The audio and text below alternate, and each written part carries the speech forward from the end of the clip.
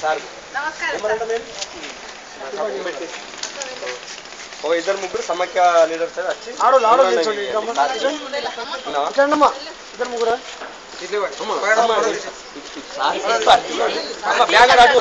ఇట్లా లైన్ గా ఇటు ఇటు అటు అటు అర్థమైందా మీరు ఇస్తారా ఇద్దరు వాళ్ళు కదా అమ్మ వాళ్ళు ఇస్తారు ఓకేనా సరే రోజు రోజుకు మహిళలు బాగా దాడులు జరుగుతున్నాయి